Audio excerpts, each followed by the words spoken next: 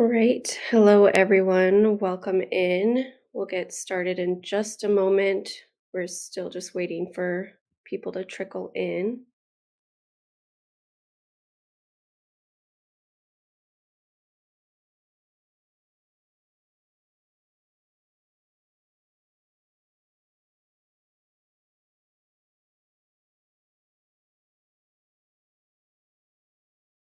Yeah, probably we'll just give it one more minute and then we'll get started.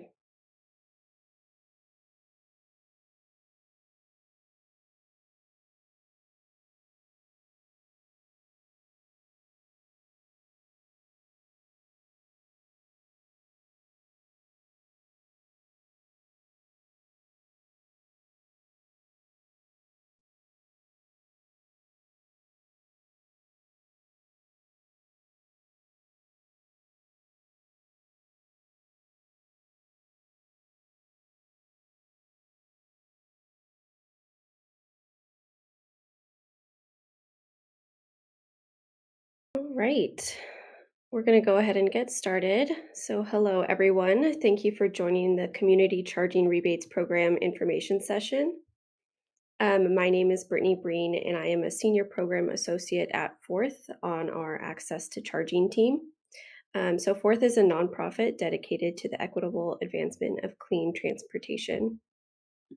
I'm going to go ahead and turn my camera off so that you can get a more full screen view of the presentation slides. So, the purpose of the Community Charging Rebates Program is to improve charging access in communities across the state.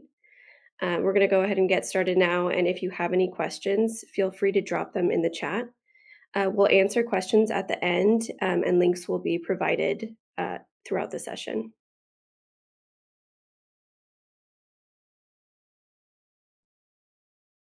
So, the goal of today's webinar is to cover basic eligibility information and discuss the available funding and how it will be distributed. ODOT has contracted with Fourth to provide high level technical support both before and during the application process. These sessions will serve as a soft launch of the program to help you understand the basics and prepare for round three.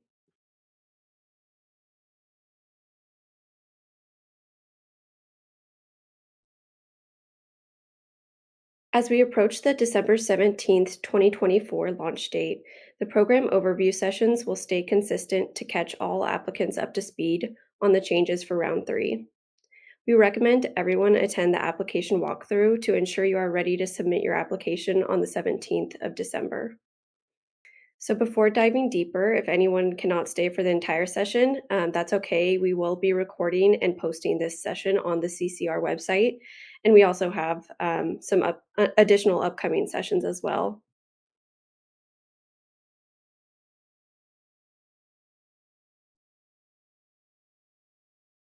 The program aims to reduce costs for applicants and strategically place EV chargers in locations such as multifamily housing, publicly accessible parking, and workplaces. Rebates range from $3,500 to $6,250 per port, or up to 75% of eligible costs, whichever is less. Applicants can apply in two ways: as a pre installation or post installation project. We will cover the rebates and application process in more detail in the following slides. The program will launch on December 17th at 9 a.m. and will close once funds are fully reserved or by April 3rd, 2025, whichever comes first.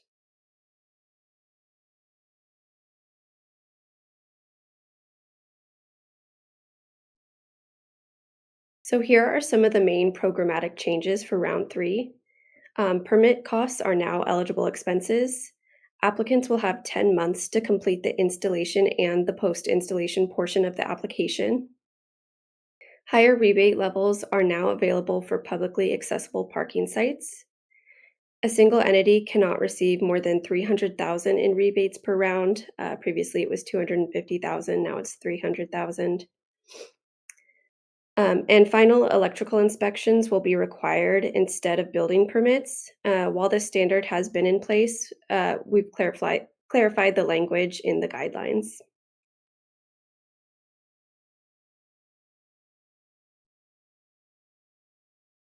This slide includes a pie chart that helps visualize the updated budget. So a total of 2.75 million is available for round 2. 30% or 825,000 is for non-priority communities, and 70% or 1.9 million is for priority communities. Rebates will be reserved on a first come, first served basis in each category. And then please note, a single entity cannot claim more than 300,000 in rebates per round.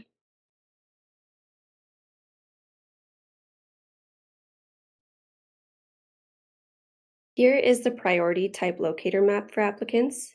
You can search the address of a specific location, and the map will tell you whether it's in a priority or a non-priority community. To search a general area, simply click on the map on the website and zoom in. The key will be on the right side. And then just to clarify, every location in Oregon is categorized as either a priority or non-priority community. This tool will only determine which bucket of funding the rebates will draw from.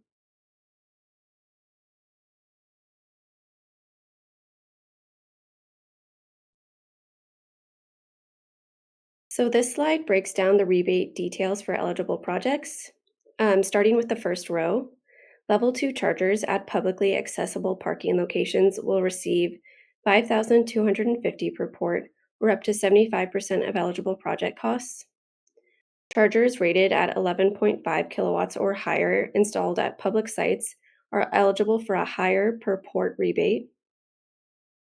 Workplace Level 2 chargers will receive 3,500 per port, or up to 75% of eligible costs. Level 1 chargers for workplace and multifamily housing will receive 750 per port, though additional port requirements apply. Multifamily housing Level 2 chargers will receive 5,500 per port, or up to 75% of eligible costs. Rebates are based on either the maximum dollar amount per port as listed, or a percentage of eligible project costs, whichever is less.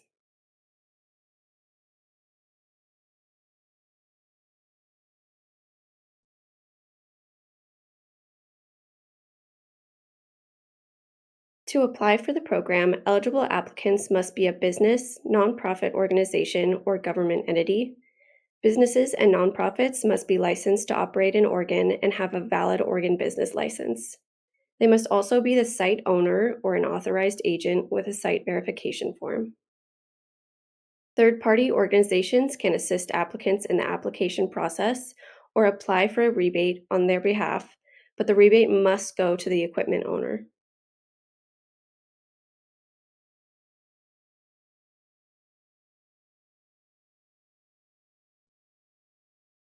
Here are some ideal site location examples. So for publicly accessible parking sites, some examples are tourist locations, retail stores, transit stations, and public parks. For multifamily housing, some examples are apartment buildings, townhouses, and condos.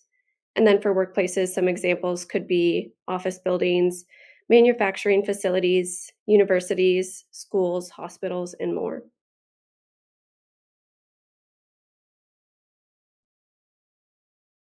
Here's a list of eligible costs to consider. I won't go over the full list, but a few examples include charging equipment, installation, labor and materials, permit costs, electric service upgrades, project signage, service level agreements, and network agreement costs. I'll leave this slide up a little longer so you can read this list if you would like.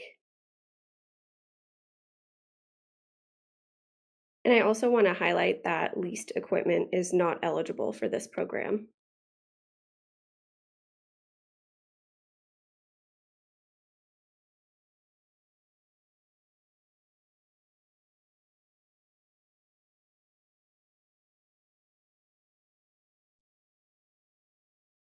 Okay, so there are two ways to apply for the rebate: the pre-installation method and the post-installation method.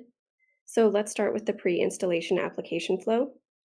To qualify for an incentive, applicants may apply before the project's installation and reserve funding. We will go into more detail about the application specifics in the final info session on December 12th. so everyone feels comfortable with the process. To begin, the applicant gathers and submits all necessary documentation. If there are any errors with the application, ODOT will send it back with a note explaining what needs to be fixed. The applicant has 10 days to make corrections and resubmit. Once corrected, ODOT reviews the application again and reserves the funding. The applicant then has 300 days or 10 months to complete the installation and finalize their application. Once the post-installation portion is submitted and reviewed, and if everything is correct, the application is approved and payment is dispersed.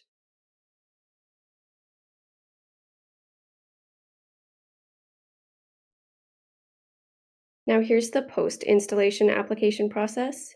So to qualify for an incentive, eligible costs must be incurred after the program launch date, so June 13th, 2023. Applicants must apply for the rebate within 90 days of the installation date. Chargers installed before July 3rd, 2024 are not eligible for round 3. The installation date is defined as when the charger is affixed to its permanent location, connected to the electrical source, and ready for use. The application goes through the review process, and if there is an error, the applicant will receive notification. Once corrected, the project is approved and payment is made within 45 business days.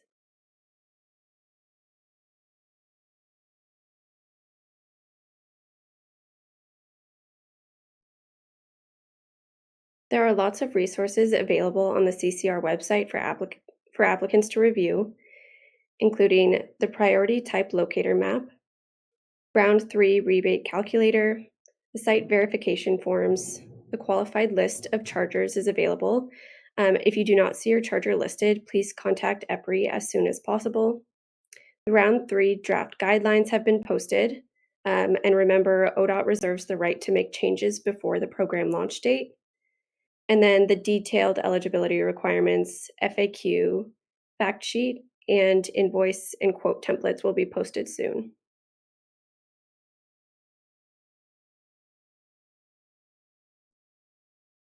All right, with that, we will move into the Q&A portion.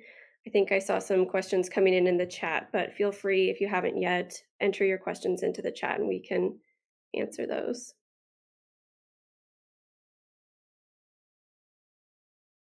Okay. There is a link to the eligible chargers. Let me share that with you. Or I don't know if someone has that on hand, but I can share that in the chat. Oh, yes, thank you, Jenna. She just shared that.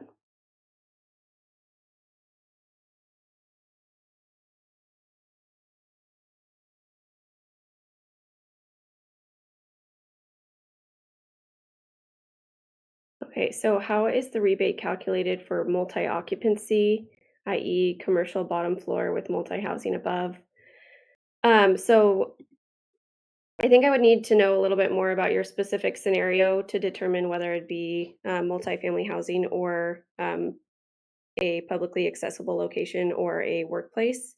And I'm happy to hop on a call as well, but um, I can go back to the slide that shows how the rebate is distributed for each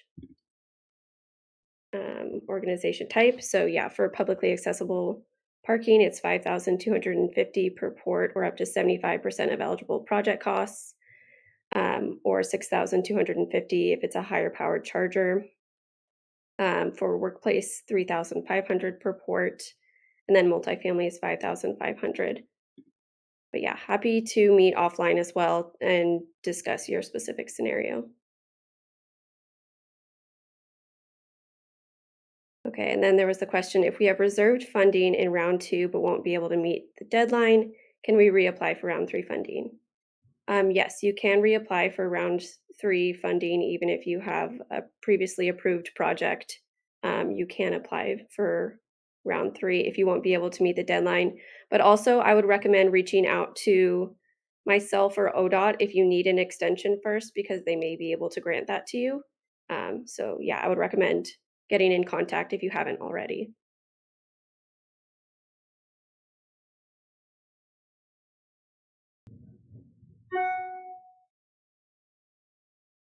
Okay, just reading through the questions here.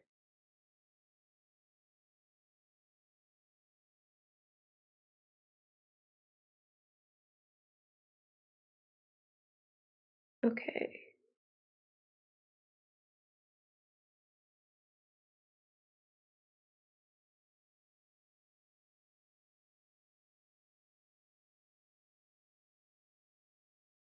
And then I'm seeing we're constructing a community health center and now plan for up to 12 chargers.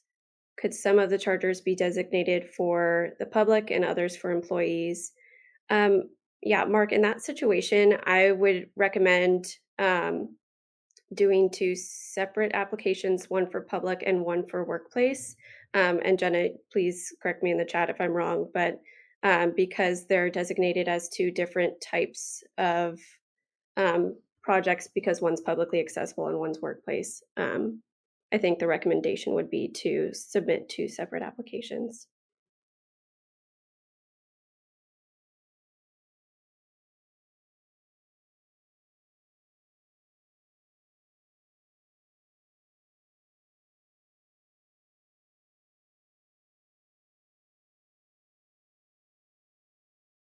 Okay, just reading some of the other questions here.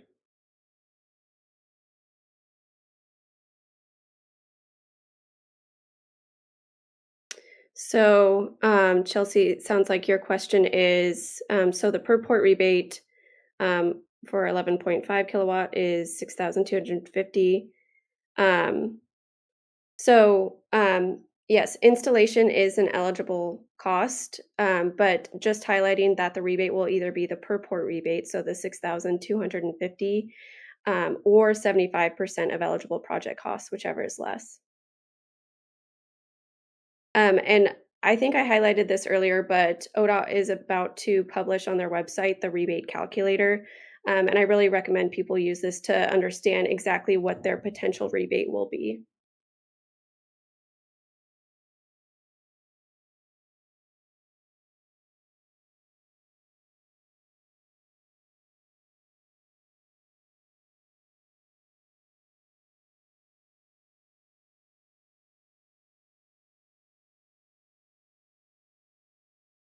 Okay. And then, and then there was another question here. 300,000 is the limit. Can that be across multiple projects for the same owner? So, no single entity may receive more than 300,000 in program rebates in a single funding cycle. So Um, as long as it's not the same entity, you can apply for more than 300,000, but a single entity applying for the program cannot receive more than 300,000.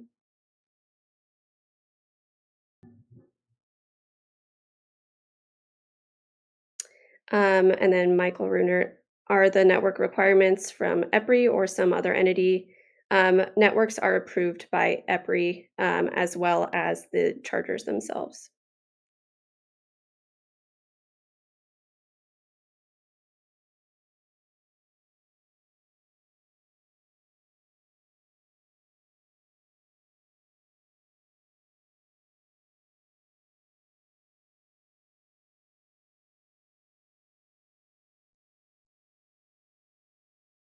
Okay, just looking through the questions again here.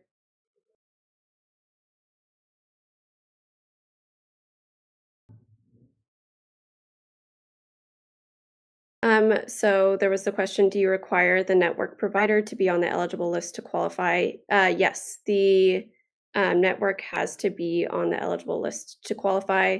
But again, highlighting that multifamily housing projects don't have to be networked. Publicly accessible parking sites and workplace sites do have to be networked.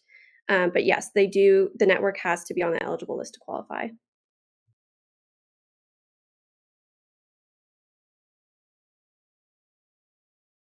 And then Jim asked, this webinar is being recorded. Are the links in the chat going to show up in the recorded version?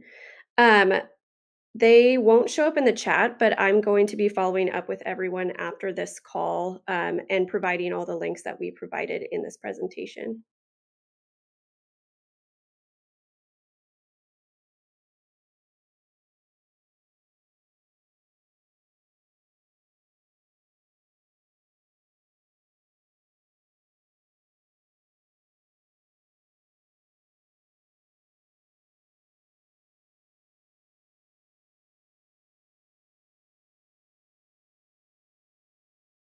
Okay, just trying to see if there's any questions I missed here.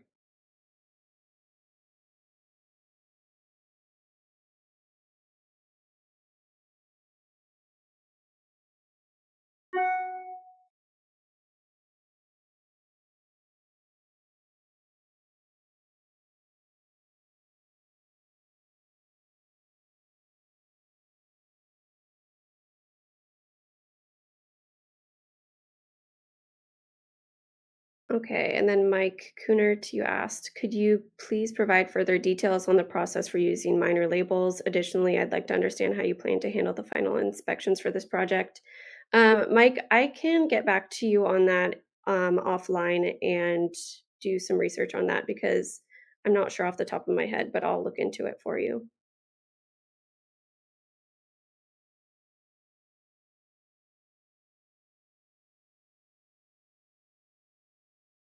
Okay, it looks like some people are having some issues opening the qualified products list. I think Jenna just dropped that link in the chat again. So if you're having difficulty, maybe try that new link that she just dropped.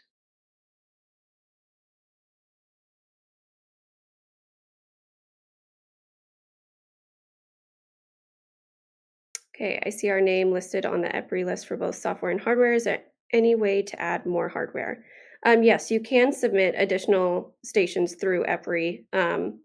I believe if you go to that main page that Jenna just shared, there's a vendor application to add additional charging stations. It doesn't matter if you've already submitted some and have already had some stations approved, you can get additional stations approved as well.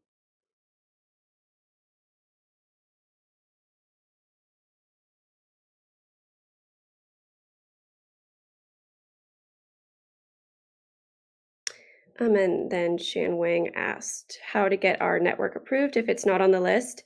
Yeah, so if you go to that link that Jenna just provided in the chat, you'll find a tab for vendor application, and that's how you'll go through the process and just to submit your hardware to get on the eligible list.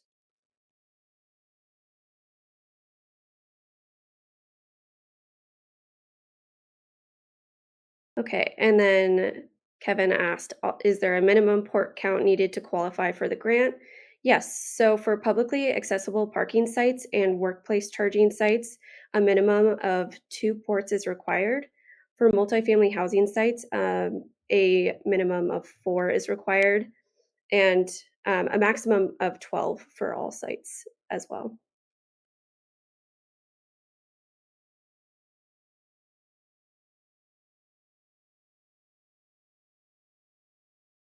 Okay, and then Matt asked, is applying for a utility rebate a requirement again? It is a requirement if you are applying for the program and your utility offers a rebate program.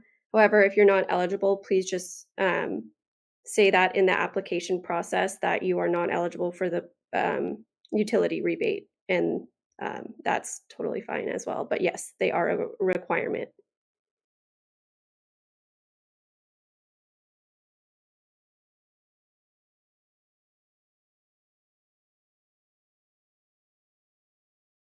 Okay, just waiting to see if any other questions come in.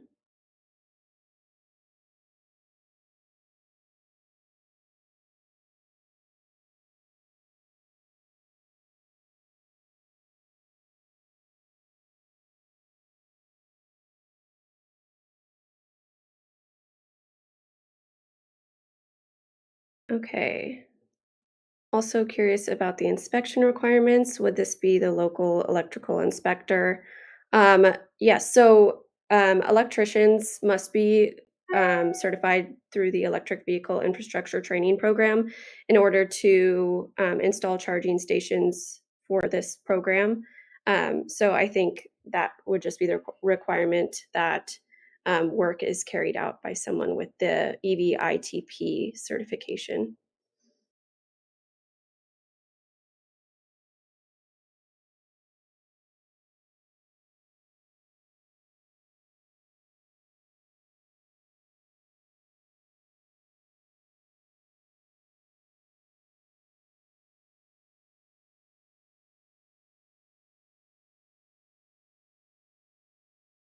Okay.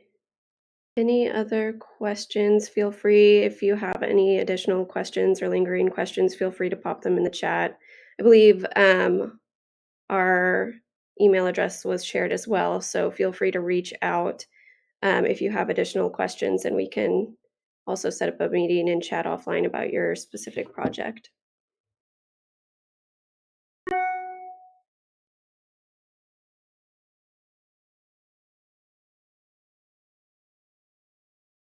Okay, just going to give it another minute or two here.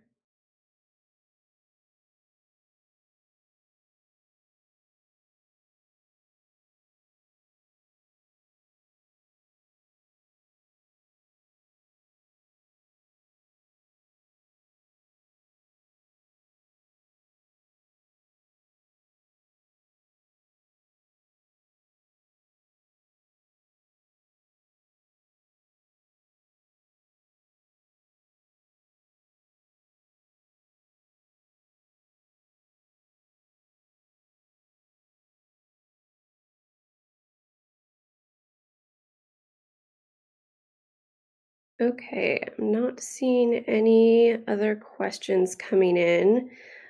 So yeah, I would really recommend people sign up for that application walkthrough session. We'll be holding that on December 12th, and it will be recorded if you're unable to attend. I'll be following up with everyone who attended this session with the links that we provided during this presentation. And yes, feel free to reach out if you have any additional questions. Fourth is happy to help with any of your questions. Right. Thank you, everyone, for attending today. I hope you have a great rest of your day.